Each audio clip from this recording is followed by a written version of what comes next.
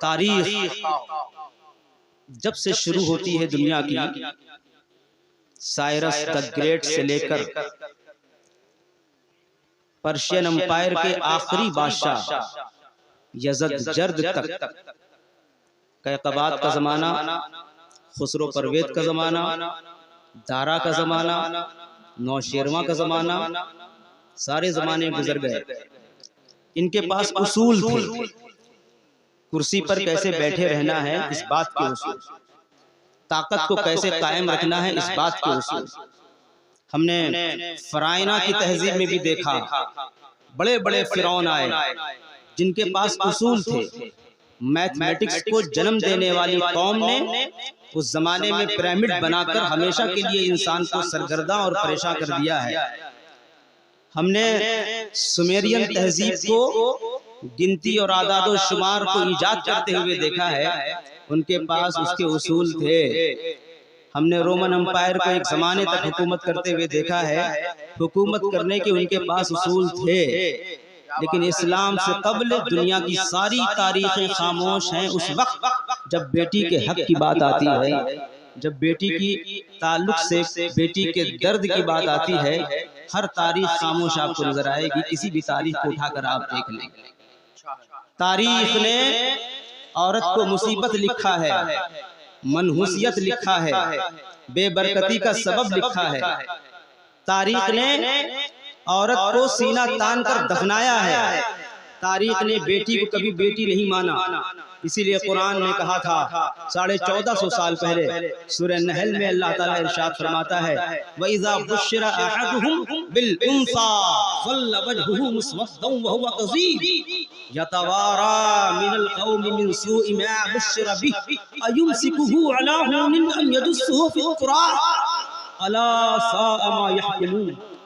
ان میں سے کسی کو بشارت دی جاتی ہے جب بیٹی کی، تو ان کے باپوں کے چہرے سیاہ ہو جاتے ہیں، ان کے باپوں کے چہرے سیاہ ہو جاتے ہیں اور وہ غصے سے بھر جاتے ہیں۔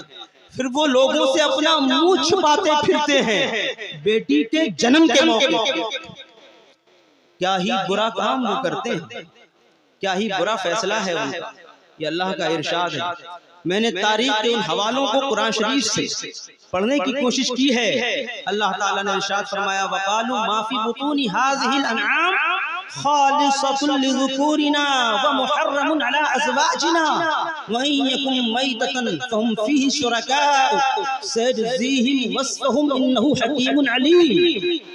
یہ جہالت کے دور کا ایک بہت دردناک واقعہ آپ تک پہنچا رہا ہوں، اسے قرآن نے ہمیشہ کے لیے محفوظ کر دیا کہ جب وہ جانور پالتے ہیں، امام طبری نے روایت کیا اپنے بتوں کے نام پر، تو جانوروں کے دودھ کو اور اس سے پیدا ہونے والے نر جانور کو مردوں کے لیے خاص کر دیتے ہیں، عورتوں پر حرام کر دیتے ہیں۔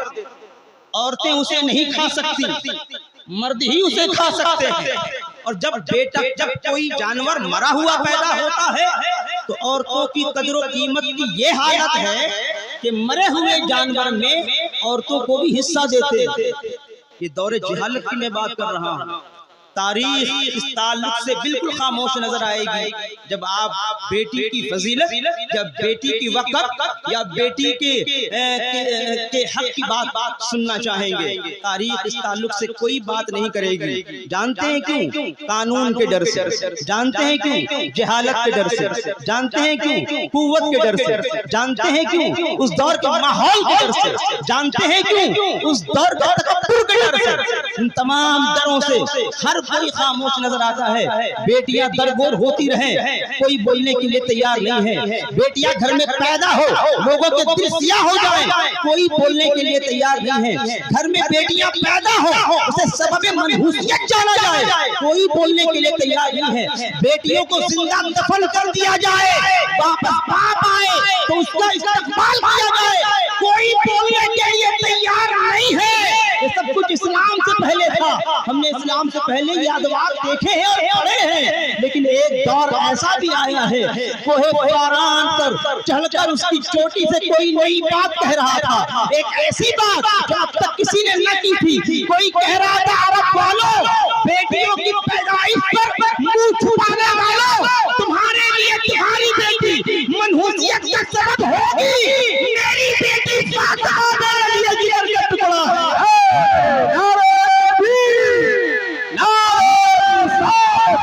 مذہب اسلام، پیغمبر اسلام، پیغام رضا حضرت علامہ محمد انور صاحب قبلہ انقلاب کی آمد ہے، یہ نبی انقلاب کی آمد ہے، ورنہ آپ کیا کبھی سوچ سکتے تھے کہ کیا زمانہ اتنا جلدی بدل جاتا ہے، یا زمانے کو بدلنے کے لیے تگ و دو کرنے کے بعد بھی نہ جانے کتنوں کو ہم نے ناکام ہوتے ہوئے دیکھا ہے۔ کیا آپ کا محلہ بدل پایا ہے اتنے جلسوں کے بعد؟ کیا اتنے علماء کی تقریریں آپ کے مزاج کو بدل پائی ہیں؟ کیا اتنے علماء کی مشقتیں یا آپ کے ایمان کا درد آپ کے شب و روز کو بدل پایا ہے؟ کیا آپ کے غیر اسلامی طریقے کو بھی کوئی اسلامی بنا پایا ہے؟ آپ کہیں گے اور ہم کہیں گے، سارے علماء کہیں گے نہیں حضرت ہم تھک گئے ہیں۔ ایک باپ اپنے بیٹے کو شرابی سے نمازی بنانے سے قاصر ہے، پورا محلہ مل کر بھی اپنے یہاں اچھے قواعد اور اچھا ماحول بنانے سے قاصر ہے۔ ہر کوئی ہارتا ہوا نظر آئے گا، لیکن رسول پاک صلی اللہ علیہ وسلم کی ذات اقدس پر قربان جائیے، آپ کی تعلیمات پر قربان جائیے، حضور کے فرمان پر قربان جائیے۔ کئی ہزار سال گزر گئے تھے، ماحول ابھی تک بدلنے نہیں پایا تھا، اور ایک نہیں ایک لاکھ سے زائد انبیاء کرام آ کر چلے گئے، ماحول بدلنے کے لیے تیار نہیں تھا۔ یہ میلاد النبی کا صدقہ ہے کہ میلاد سے پہلے جن بیٹیوں کو منحوس سمجھا جاتا تھا، میلاد کے بعد ان بیٹیوں کو جنت جانے کا ذریعہ سمجھا جانے کا۔ یہ رسول اللہ کی آمد کا انقلاب ہے، یہ میلاد النبی کا انقلاب ہے۔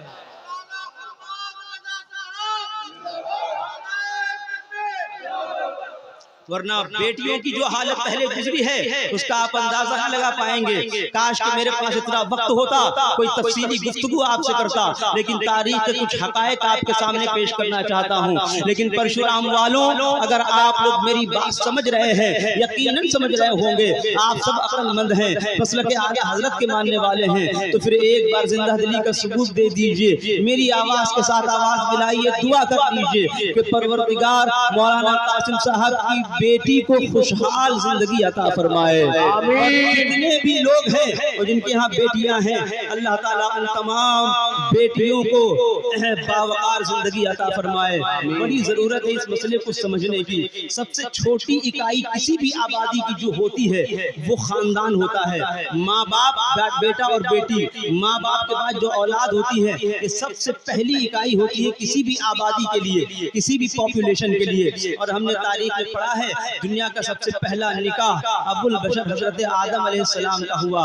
جنت گئے ہیں آپ، لیکن جنت جانے کے بعد بھی اللہ کی بارگاہ میں کہہ رہے ہیں، عرض کر رہے ہیں پروردگار تیری جنت بہت خوبصورت ہے، تیری جنت کے نظارے بہت اچھے ہیں، ایسی مثالیں اور کہیں نہیں ملیں گی، لیکن تیری جنت کا میں کیا کروں؟ اس دل بے قرار کو قرار یہاں نہیں ملتا ہے، اس دل بے اطمینان کو اطمینان دینے والی کوئی شے یہاں پر نظر نہیں آتی ہے۔ جنت کی نظارے آنکھوں کو تو بھا سکتی ہیں، لیکن کوئی دل کو بھائے اس کی تنہائی کا احساس مجھے ہونے لگا ہے۔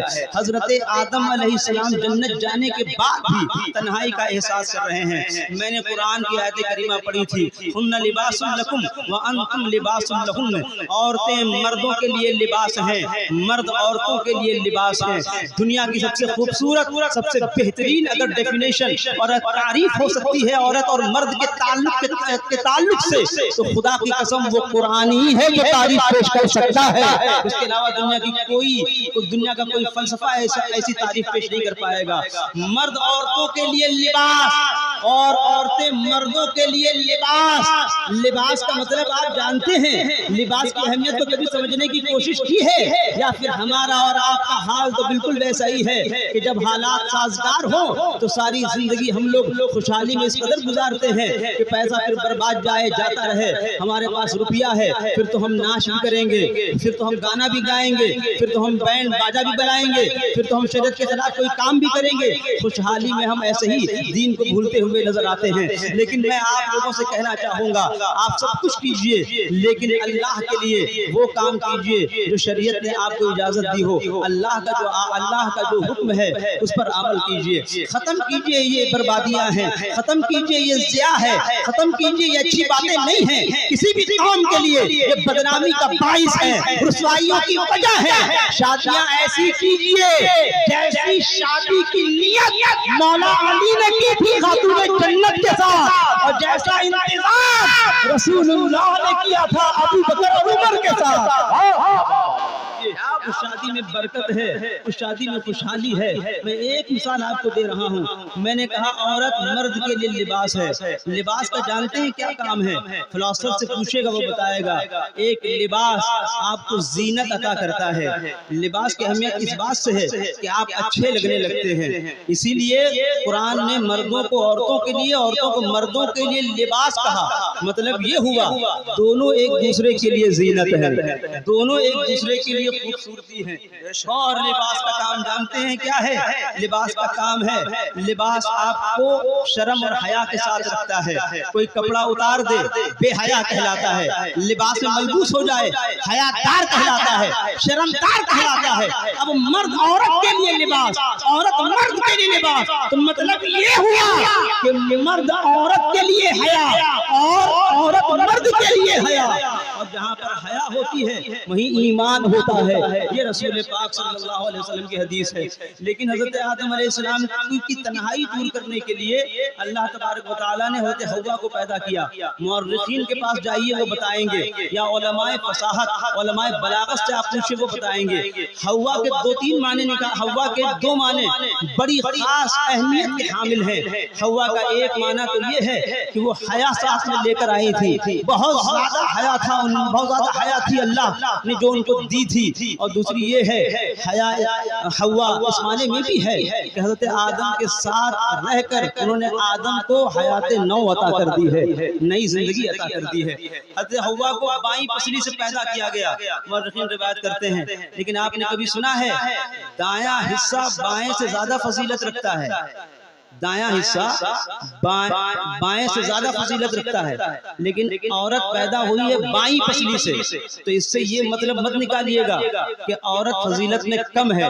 اس کا مطلب یہ نہیں ہے. اس کا فلسفہ یہ ہے کہ عورت کو بائیں پسلی سے اس لیے پیدا کیا گیا کیونکہ دل بھی بائیں طرف ہوا کرتا ہے. عورت مرد کے ساتھ بیوی ہونے کی حیثیت سے رہے, یا بیٹی ہونے کی حیثیت سے رہے, یا بہن ہونے کی حیثیت سے رہے, بائیں طرف سے پیدا کرنے کا مقصد یہ ہے تینوں کو دل کے قریب رکھا جائے, تینوں کو دل کے حصے میں رکھا جائے, دل کے اندر رکھا جائے. فلسفہ یہ ہے اور حکمت یہ ہے. مردوں کے لیے کہا گیا ہے حضرت آدم قریب ہونا چاہتے تھے حوا کے, اور حضرت جبریل آ گئے, نہیں ہو سکتے. مواہب الدنیا میں امام زرقانی نے روایت کیا, حضرت آدم نے پوچھا قربت چاہتا ہوں قریب کیوں نہیں ہونے دیتے؟ جبریل نے کہا ابھی نہیں ہو سکتے, اللہ کے پاس جاتا ہوں, اللہ جیسا حکم فرمائے گا آپ سے بتایا جائے گا. جبریل گئے اللہ کی بارگاہ میں, اللہ سب جانتا ہے لیکن جو اس کو اللہ سب جانتا ہے. حضرت جبریل نے جا کر عرض کیا پروردگار آدم قریب ہونا چاہتے ہیں حوا کے, کیا ہوگا اس کے لیے؟ اللہ نے فرمایا دونوں حضرت آدم سے کہو مہر ادا کریں. واپس آئے, آدم مہر ادا کیجئے. یہ دنیا کا پہلا مہر تھا. آدم مہر نہیں جانتے تھے, پہلا نکاح تھا. مہر کیا ہوتا ہے, مہر کے طور پر کیا دیا جائے, مہر کے طور پر کیا انتظام کیا جائے. حضرت آدم علیہ السلام کی یہ بات لے کر حضرت جبریل پھر پہنچے پروردگار کی بارگاہ میں. پروردگار مہر کے بارے میں آدم پوچھتے کیا کیا جائے, تو اللہ نے ارشاد فرمایا حوا اور آدم سے کہہ دو دونوں مل کر آخری محبوب پر 20 مرتبہ درود پڑھیں, یہی درود نکاح کے لیے مہر. واہ واہ بے شک, زندہ باد زندہ باد. اور اس کے بعد جو سلسلہ شروع ہوا انسانی آبادیوں کا, آپ نے آ کر دیکھا ایک دور ایسا بھی آیا حضرت مولا علی رضی اللہ تعالیٰ عنہ سے عمر فاروق اور حضرت ابو بکر صدیق نے جا کر کہا فاطمہ کا نکاح کی بات کیوں نہیں کرتے آپ رسول اللہ سے؟ حضرت مولا علی نے کہا میں کیسے کروں؟ یہ دیکھیں بڑوں کے نکاح کیسے ہوا کرتے تھے. ایک تاریخ کے حوالے سے ایک پیغام دے کر جا رہا ہوں. اگر آپ زندہ ہیں، زندہ دلی کے ساتھ سن رہے ہیں تو آواز دے کر کہہ دیں سبحان اللہ۔ ایک اچھا موضوع، ایک اچھا ٹاپک آپ کے سامنے پیش کر رہا ہوں۔ حضرت مولا علی سے کہا، حضرت ابو بکر نے، جائیے آپ رشتہ لے کر تو جائیے۔ مولا علی نے کہا رضی اللہ تعالیٰ عنہ، میرے پاس کیا ہے، میں کیسے جاؤں، مجھے لگتا ہے رسول اللہ انکار کر دیں گے۔ ان کا ایک بار آپ جائیے، خدا کی قسم نبی آپ ہی کا انتظار کر رہے ہیں۔ حضرت علی رضی اللہ تعالیٰ عنہ گئے، حضرت علی جا کر بیٹھ گئے۔ رسول اللہ صلی اللہ علیہ وسلم، علی کس وجہ سے آئے ہو؟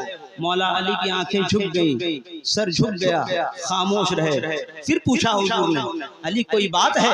خاموش رہے۔ پھر پوچھا حضور نے، علی کوئی بات ہے؟ پھر خاموش رہے۔ اب مصطفیٰ مسکرا کر خود فرماتے ہیں، علی کیا فاطمہ کے رشتے کے لیے آئے ہو؟ مولا علی نے سر ہلایا اس بات میں، کہا انتظام کیا ہے؟ کہ یا رسول اللہ کچھ بھی انتظام نہیں، تھوڑا بہت جو کچھ ہے وہ زرہ ہے میرے پاس۔ حضور صلی اللہ علیہ وسلم فرمایا جاؤ زرہ لے کر آؤ۔ وہ زرہ لے کر آئے۔ حضرت عمر فاروق، حضرت ابو بکر صدیق رضی اللہ تعالیٰ عنہ کو آپ نے، حضرت عبد الرحمن بن عوف اور تمام صحابہ کو آپ نے بلایا۔ ایک روایت یہ ہے، ایک روایت اور ملاحظہ، حضرت علی رضی اللہ تعالیٰ عنہ نے جب کہا حضور سے کہ سر ہلایا اس بات میں کہ رشتے کے لیے آیا ہوں، تو حضور نے بس اتنا فرمایا انشاءاللہ۔ حضرت علی واپس گئے، حضرت ابو بکر نے روک لیا، کیا ہوا؟ حضور نے کچھ کہا؟ کہا حضور نے تو کچھ نہیں کہا، کہا کچھ تو کہا ہوگا، کہا حضور نے بس انشاءاللہ کہا۔ تو ابو بکر صدیق نے فرمایا علی نبیوں کی انشاءاللہ بھی ہاں ہی ہوا۔ اس کے بعد خاتون جنت کے پاس آئے، حضور نے ہاں کیوں نہیں کہا وہ ملاحظہ کرنا۔ خاتون جنت کے پاس آئے اور پوچھا، ابن کثیر نے البدایہ والنہایہ میں اس روایت کو تحریر کیا ہے خاتون جنت سے، علی آئے تھے بیٹی تمہارا رشتہ لے کر، کتنا مقدس رشتہ ہے، کتنا مقدس انداز ہے۔ بیٹیاں سنیں، مسلمانوں کی بیٹیاں سنیں، اہل سنت والجماعت کی بہنیں سنیں، خاتون جنت سامنے ہیں۔ رسول اللہ نے ارشاد فرمایا بیٹی فاطمہ علی تمہارا رشتہ لے کر آئے تھے۔ ایک روایت میں آتا ہے خاتون جنت نے کچھ نہیں بولا، نگاہیں شرم سے جھکا لی، لیکن رسول اللہ نے پھر پوچھا ان سے۔ جانتے ہیں کیوں رسول اللہ پوچھ رہے ہیں؟ علم غیب ہونے کے باوجود، عالم غیب ہونے کے باوجود، تاکہ آج کے زمانے میں تمام لوگوں کو ایک پیغام دے دیا جائے، بیٹیوں کو سامان مت سمجھیے، پاؤں کی جوتی مت سمجھیے، اگر رشتہ لاگے تو جہاں بیٹوں سے پوچھا جاتا ہے بیٹی کے بارے میں، تو بیٹی سے بھی بیٹے کے بارے میں پوچھنا رسول اللہ کی سنت ہے۔ حضور نے پوچھا۔ ایک روایت میں آتا ہے حضرت علی رضی اللہ تعالیٰ عنہ کے تعلق سے خاتون جنت نے عرض کیا، بابا جان کیا مدینہ کے فقیر کے حوالے مجھے کر دیں گے؟ مدینہ کے کیا فقیر کے حوالے مجھے کر دیں گے؟ درود شریف پڑھ لیجئے، اللہم صلی علی سیدنا و شفیعنا ٹھیک ہے حبیبنا و مولانا محمد مبارک وسلم وبارک وسلم، پاؤں اوپر کر لیجئے یا رسول اللہ صلی اللہ علیہ وسلم۔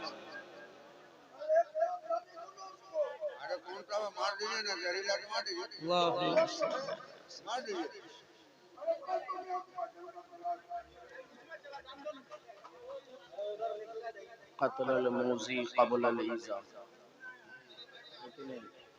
اس حدیث پہ بھی عمل کیا جائے۔ چلیے بیٹھ جائیے آپ لوگ، باقی لوگ بیٹھ جائیے، ماشاءاللہ بڑی معلوماتی گفتگو سماعت کر رہے ہیں، ماشاءاللہ۔ تو دونوں ہاتھوں کو اٹھا کر یا رسول اللہ کہتے ہیں، ماشاءاللہ آپ بیدار ہیں۔ خاتون جنت رضی اللہ تعالی عنہا نے عرض کیا حضور سے، بابا جان کیا مدینہ کے سب سے بڑے فقیر سے میری شادی کر دیں گے؟ مولا علی رضی اللہ تعالیٰ عنہ کے بارے میں رسول اللہ مسکرائے اور مسکرا کر آپ نے فرمایا میری بیٹی میں نے اس وقت تک تمہارے رشتے کا کوئی فیصلہ نہیں کیا جب تک خدا نے مجھ سے نہیں کہہ دیا کہ فاطمہ کا رشتہ علی سے۔ فیصلہ یہاں نہیں عرش مولا پر ہوا ہے۔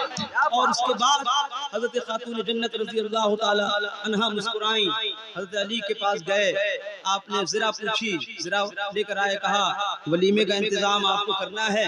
یہ زرہ کے تعلق سے مولا علی رضی اللہ تعالیٰ عنہ لے کر گئے۔ اب سنیں مجمع الزوائد کی حدیث، حضرت علی رضی اللہ تعالیٰ عنہ لے گئے زرہ ایک یہودی کے پاس رکھنے کے لیے بطور رہن۔ راستے میں حضرت عثمان غنی رضی اللہ تعالیٰ عنہ مل گئے۔ یہیں پر ایک عقیدے کی بات آپ سے کر رہا ہوں مسلک اعلی حضرت کے حوالے سے۔ یہ حضرت عثمان غنی ہیں۔ دور حاضر میں جہاں جہاں آپ کو رافضیت ملے گی وہاں وہاں پر آپ کو ان دونوں کے درمیان تفریق کا ایک تصور اور ایک فتنہ ملے گا۔ کہا جائے گا علی عثمان کے دشمن تھے اور عثمان علی کے دشمن تھے، دونوں کو مابین افتراق تھا۔ اسی بنیاد پر دنیا میں دو فرقے بنے، ایک شیعہ بنا، ایک وہابی بنا۔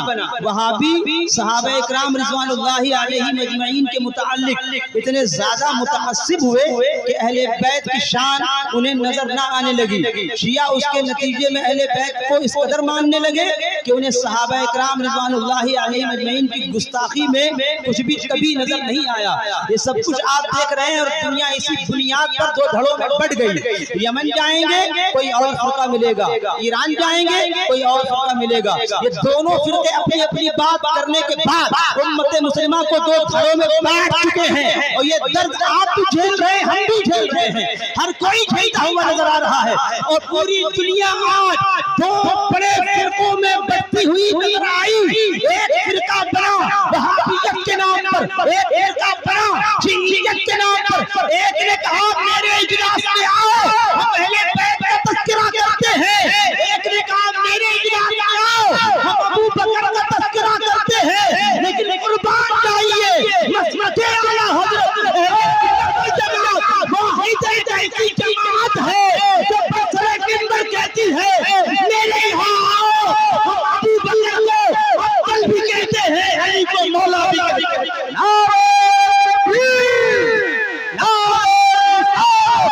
دونوں ہاتھوں اٹھا کر بولیے عشق محبت عشق محبت عشق محبت عشق محبت پیار محبت پیار محبت پیغام رضا کا محمد حضرت علامہ محمد انور صاحب قبلہ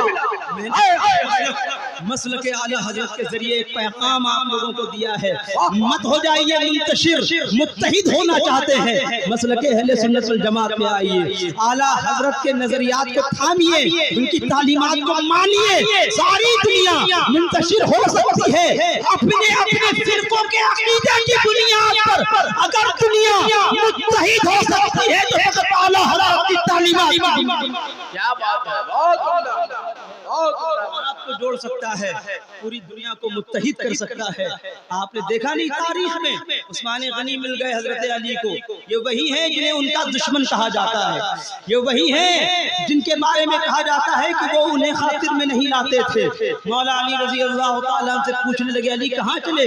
کہا اللہ تبارک و تعالیٰ کا کرم ہوا مجھ پر، فاطمہ کے لیے اللہ کے رسول نے میرا رشتہ قبول کر لیا ہے۔ اس پر سب سے پہلے مبارکباد دینے والے عثمان غنی۔ اب پوچھا جا کہاں رہے ہیں؟ زرہ لے جا رہا ہوں، رہن کے طور پر رکھوں گا، پیسہ آئے گا تو اسی سے ولیمے کا انتظام کروں گا، حضر مہر کا انتظام کروں گا۔ حضرت عثمان غنی رضی اللہ تعالیٰ نے فرمایا یہ زرہ مجھے دے دیجئے، میرے ہوتے ہوئے آپ یہودی کے پاس جائیں گے، یہ زرہ مجھے دیجئے، بتائیے مہر میں کیا دینا ہے اور کتنے پیسے میں یہ زرہ آپ رہن رکھیں گے؟ انہوں نے فلاں انہوں نے پیسہ دے دیا، تقریباً 400 درہم روایتوں میں آتا ہے۔ انہوں نے زرہ بیچ دیا، زرہ رہن کے طور پر رکھ لیا، جانے لگے۔ عثمان غنی نے بلایا، 400 درہم واپس کیے، کہا یہ آپ بطور نذرانہ میری طرف سے لے لیجئے اور یہ زرہ بھی اپنے ساتھ لے جائیے۔ خاتون جنت کا مولا علی کے ساتھ جو نکاح ہوا اس کی مہر کے جو مقررہ پیسے تھے اس کا انتظام عثمان غنی نے کیا رضی اللہ تعالیٰ۔ حضرت مولا علی رضی اللہ تعالیٰ سے خاتون جنت کا نکاح ہو گیا، گھر دور دراز لے لیا، کرایہ کا مکان حضرت علی نے، دور دراز کرایہ کا مکان۔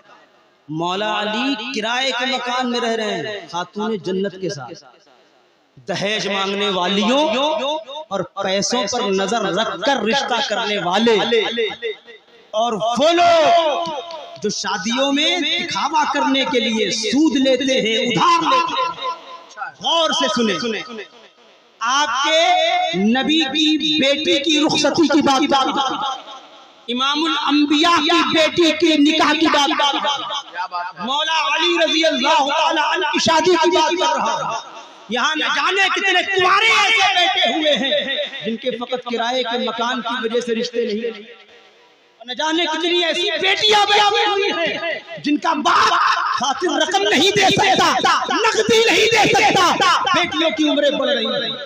کیا یہ وہی قوم ہے جسے سکھانے کے لیے رسول پاک صلی اللہ علیہ وسلم نے اتنی پریشانیاں اٹھائی ہیں؟ کیا آپ امت مصطفیٰ ہیں؟ کیا آپ اسلام کے ماننے والے لوگ ہیں؟ کیا کیا ڈھنگ بنا لیے آپ نے، کیا کیا رسوم بنا لیے آپ نے؟ عالم تو یہ ہے کتنا دے سکتے ہیں دیجئے، ہمارے گھروں میں بہت جگہ ہے آپ کے سامان کے لیے، معاف کیجئے گا ہمارے دلوں میں آپ کی بیٹی کے لیے ہم جگہ نہیں بنا پائیں گے۔ یہ نظریہ ہے، دہیج کے لیے جگہ بہت ہے گھروں میں، بیٹی کو دل میں بسانے کے لیے جگہ نہیں ہے۔ اللہ جانے یہ کیسا رشتہ ہے۔ ہم نے تو ہمیشہ ساس اور بہو کے تعلق سے جہاں دیکھا جہاں زیادہ جہالت ہے، بیٹی کی طرف اتنا زیادہ مائل ہو جاتی ہیں کچھ مائیں جو اپنی بہووں کے تعلق سے بالکل دشمنی جیسا، اور جانتے ہیں کیسے کیسے تانے دیتی ہیں، آپ کو بتاتا ہوں، اور اگر سمجھ میں آ جائے تو دینا چھوڑ دیجئے گا اللہ کے لیے۔ میری بیٹی تھی، برتن اتنا اچھا دھوتی تھی، اتنا اچھا بالکل صاف، اور جب سے یہ آئی ہے سے برتن ہی نہیں دھلا۔ نئی لڑکی آئی ہے آپ کے گھر میں، آپ کے بیٹے کی بیوی بن کر آئی ہے، ماں باپ کو چھوڑ کر آئی ہے، اپنا گھر چھوڑ کر آئی ہے، باپ کی شفقت کو تیاگ کر آئی ہے آپ کے پاس۔ کیا آپ میں اتنی بھی محبت، اتنی بھی مروت نہیں ہے؟ اگر آپ کی بیٹی سے گلاس ٹوٹ سکتے ہیں آپ کے گھر میں، تو دوسرے کی بیٹی آ رہی ہے اس سے بھی ٹوٹ سکتے ہیں۔ معاف کرنا سیکھیے، درگزر کرنا سیکھیے، گھر کو بسائیے۔ آپ گھر کو بسا لیجئے فقط رسول اللہ کی تعلیمات کے مطابق۔ آپ کہتے ہیں کہ شاید مرنے کے بعد جنت نظر آئے گی، میں کہتا ہوں سنت مصطفیٰ کو لے کر آئیے، آپ کا گھر مرنے سے پہلے ہی آپ کو جنت کے نظارے کروائے گا، جنت کے نظارے کروائے گا۔ گھر ٹوٹ چکا ہے، رشتے پھوٹ کے شکار ہو چکے ہیں، جائیے نے ہر گھر میں درد نظر آئے گا۔ ساس اور بہو کے تعلق سے بیٹا، کہیں پر بیٹا جاہل ہوتا ہے تو کوئی فیصلہ کرنے کے بعد یا تو ماں کا گستاخ ہو جاتا ہے یا تو بیوی کا گستاخ ہو جاتا ہے، اور جہاں پر بیٹے یہ فیصلہ نہیں کر پاتے تو نہ ماں اس کا درد محسوس کرنے کے لیے تیار ہے، نہ باپ نہ بیوی، بیٹا ڈھولک بن جاتا ہے، کہیں سے کچھ بھی نہیں کرتا۔ آج کا میں آپ سے کہنا چاہوں گا، شادیاں کیجئے روپیہ دیکھ کر نہیں۔ ہم نے پوچھا حضرت 38,000 دینار سالانہ زکوٰۃ نکالتے تھے حضرت علی، 38,000 دینار، ایک دینار 4.5 ماشا سونے کا سکہ ہوتا ہے، سوچئے پیسہ کتنا ہوگا ان کے، اور رہ رہے ہیں کرائے کے مکان میں۔ بیوی کون ہے؟ خاتون جنت، جنت کی مالک لے کر جا رہے ہیں وہاں رہنے کے لیے۔ میں نے کہا حضور ایسا کیوں؟ تو انہوں نے جواب دیا ایسا کیوں تاکہ آنے والے زمانے میں کرائے کا مکان دیکھ کر اگر کوئی اسے حقیر جانے تو میں اسے بتا سکوں کرائے کے کمرے میں رہنا، غریبوں کی طرح زندگی گزارنا حقارت کی بات نہیں، علی کی سنت کی بات ہے۔ کیا بات ہے، زندہ باد۔ اور رسول پاک صلی اللہ علیہ وسلم کا انداز ہوتا تھا، آخری بات کر رہا ہوں، حضور سب سے پہلے جاتے تھے خاتون جنت سے ملاقات کرنے، فجر کی نماز سے پہلے۔ اب دور ہو گیا مقام، ایک دن گئے، 2 دن گئے، 3 دن گئے، ایک دن رسول اللہ نے ارشاد فرمایا فاطمہ الزہرا سے، اپنی بیٹی سے، ایک باپ کی گفتگو اپنی بیٹی سے، میری بیٹی تمہارے شوہر نے مکان بہت دور لے لیا ہے، بتقاضۂ بشری اب مجھے تکلیف کا کچھ احساس ہوتا ہے۔ خاتون جنت نے عرض کیا بابا آپ کے گھر کے پاس مدینہ شریف میں آپ کے گھر کے پاس ایک مکان ہے جو فلاں انصاری صحابی کا، اگر آپ کہیں تو وہ آپ کو دے دیں گے۔ اب رسول اللہ کی بات سنیں انہوں نے کیا جواب دیا، آپ نے ارشاد فرمایا میری بیٹی انہوں نے یوں ہی میری بہت مدد کی ہے، مزید کچھ کہنے میں مجھے حیا آتی ہے۔ یہ رسول اللہ کی حیا ہے، یہ نبی کونین کی حیا ہے۔ یہاں تو نہ جانے کتنے بے حیا ایسے ہیں، ایسے لے کے موبائل فون سوئچ آف کر دیتے ہیں۔ آپ سے لے کر جائیں گے پھر آپ دوڑتے رہ جائیں گے، نہ جانے کتنے ایسے بے حیا مل جائیں گے۔ رسول اللہ کی حیا دیکھیں، مزید کچھ کہنے میں مجھے حیا آتی ہے۔ یہ بات اس صحابی کو معلوم ہو گئی، دوڑتے ہوئے آئے، قدموں کو بوسہ دیتے ہوئے کہا روتے ہوئے، یا رسول اللہ مجھ سے کوئی خطا ہو گئی؟ حضور نے فرمایا نہیں۔ کہا حضور میں نے سنا ہے آپ نے ارشاد فرمایا کہ آپ مجھ سے کوئی حکم نہیں کہیں گے، کچھ مانگیں گے نہیں، کوئی مطالبہ نہیں کریں گے، کوئی حکم ارشاد نہیں فرمائیں گے۔ اس مقام کے تعلق سے مجھے خبر ہوئی ہے، رسول اللہ صلی اللہ علیہ وسلم نے ارشاد فرمایا بات صحیح ہے، تم نے صحیح سنا۔ کہا حضور وہ مکان میرا کہاں رہا؟ یہ دل ہے، جگر ہے، یہ آنکھیں، یہ سر ہے، یہ سب کچھ تو اب آپ کا ہو گیا ہے۔ آپ کے ہاتھوں پر جس دن ہم نے کلمہ پڑھا تھا، ارے ہم کعبہ نہیں جانتے تھے کہ کعبہ کیا ہے، آپ نے کہا یہی قبلہ بنا لو، ہم نے قبلہ بنا لیا۔ کچھ ہمارا کہاں رہا؟ آپ کے ہاتھوں پر ہاتھ رکھ کر کلمہ پڑھا، دل و جان سب کچھ آپ پر قربان کر دیا۔ فوراً گئے، وہ گھر خالی کرایا تھا، حضور ہمیشہ کے لیے یہ گھر قبول فرمائے۔ صحابہ کی عقیدت ہے اہل بیت کے تعلق سے، رسول اللہ صلی اللہ علیہ وسلم کے تعلق سے، اور اس گھر میں رہنے لگے۔ حضور نے اس کمرے میں ایک چھید فرما دیا تھا، کھڑکی۔ جانتے ہیں کیوں؟ اپنے کمرے اور اس کمرے کے درمیان، اس لیے تاکہ یہاں سے حسین و حسن کو کھیلتا ہوا دیکھ سکے۔